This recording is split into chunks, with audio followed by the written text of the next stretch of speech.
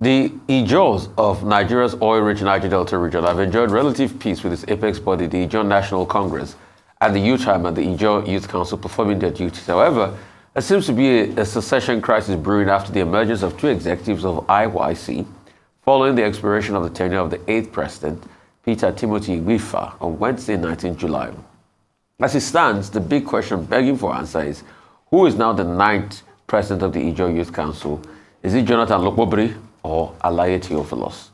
With Asari Dokubo's private security outfit pledging loyalty to the government of President Tinubu, it seems a lot is happening in the Niger Delta region of Nigeria. So joining us to discuss the Ijaw Youth Council session crisis and the happenings in the Niger Delta region of Nigeria, especially Asari Dokubo's private security outfit pledging loyalty to the government of President Bola Tinubu and the war on oil theft, is Prof Benjamin Okaba, president of Ijaw National Congress. Oh, okay.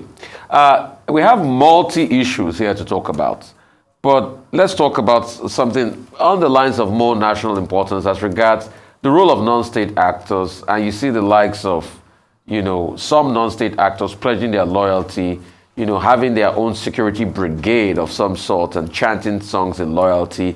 Can you talk us through that? What's the effect on our country? In the first place, it tells you that the normal, formal security architecture of this country has been largely compromised. Ordinarily, what these non-state actors seem to be doing is the responsibility of the police, the military, and other agencies so empowered to secure the lives and properties of Nigerians. But talking about the implications, definitely, though we talk about community policing, but this is not the direction you should take. In terms of some kind of stopgap approach to dealing with the immediate issues, I don't think they should be allowed to continue for too long. They should be curbed, they should be regulated. It is good, yes, some are pledging loyalty to the federal government. We have not seen what the responses are from the federal government to the extent of either encouraging or discouraging this outfit. I think the government should take a stand on all of this. If not, we are heading to proliferation of so many militia bodies, and that is not good enough for this country. All right, Professor Okaba, thank you. Just wanted to get your take on the picture with regards to this crisis, coming back to the introduction earlier by Rufai with the Ijaw Youth Congress. What's going on there? And what are the challenges being posed? Please give us a picture of what's going on there. Okay, thank you very much. As you know, the Ijaw Youth Council is the product of the collective consciousness of Ijaw people. To have the youth organizations properly coordinated to articulate their aspirations concerning the self-determination drive of Ijaw Nation. Precisely on the 11th of December 1988, over 5,000 Ijaw youths gathered at a community called Kayama, representing over 40 clans coming from several clubs, and they collapsed all their structures and had what they call the Kayama Declaration. And there the IYC was formed as a youth body of the Ijaw Nation, the INC. And we've had successful successions in the past. Yes, on one or two occasions we had also issues. Now, talking particularly about the last election, the truth is that the IYC has one ESCO. There are no factions. And that is the ESCO led by Jonathan Lukpobri. The antecedents to the elections actually demonstrated some serious moments, tensious moments. But at the end of the day, the critical stakeholders met and agreed, first and foremost, to harmonize a composite ELECO. And where there were issues, in fact, I had the privilege of sharing about 3 meetings to work out a credible, transparent transition process. Decisions were taken in those meetings that culminated in the parliament of the IYC putting up an ELECO that was even sworn in by the immediate past president of IYC, the person of Igbifa. The ELECO went to work. They had issues. They came back. And on the 19th, after even meeting with the governor of Bayelsa State, who encouraged them to work as a team and play out the spirit of sportsmanship in their engagement with themselves as contestants and with the delegates. They had a non-elective convention that 19th that started from early hours of the day and dovetailed down to the late hours. And at some point, they were to get into elections. They now had issues of harmonization of the delegate list. And that took so much time, and there was some level of chaos. And the stakeholders and the ELECO all agreed that, well, let's declare the process inconclusive, and that they have to meet on another day. And by the next day, well, the critical stakeholders were actually meeting to ensure an all-encompassing delegate list. There were rumors that arising from that day, 19th meeting, some persons went to a place, a filling station or thereabout, and announced that somebody was a winner. Not perturbed by that development, because we had our persons on ground who monitored the election. We had the critical stakeholders all intact, who believed that after dealing with the issues of the delegate list, elections should now hold on Saturday. And true to their ways, they were able to harmonize the delegate list. And they had that election on Saturday, the last week Saturday. It was very, very peaceful. It was very credible. In fact, at the end of the day, both losers and winners embraced themselves, because it was actually a test of the leadership quality and what they expect of the various persons that brought up themselves for the election. So, in that election, supervised directly by the Commissioner for Ijaw Affairs. There's a ministry called Commissioner Ijaw Affairs. That is the supervising ministry of the INC and the IYC. And past leaders of the INC were all united in the choice of Lukpobri, and they affirmed the results of the elections. And on Sunday, the next day, the Lukpobri and his team came to the office of the president of the Ijaw National Congress, and they have to offer the fatherly blessings. So the answer to the question you just raised is that we don't consider that there's any faction in IIC. The elections were credible.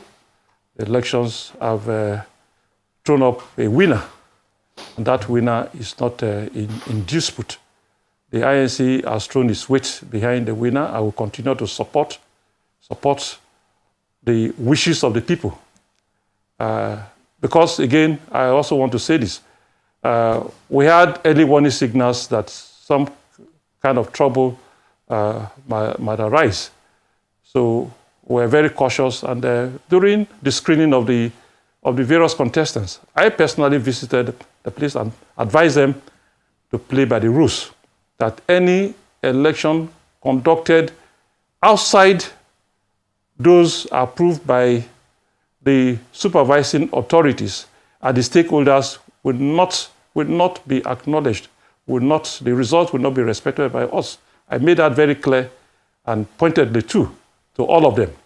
The governor also made the same statement while meeting with them, that they should follow due diligence in this process, because at the end of the day, it's about Ijaw Nation. It's about our unity.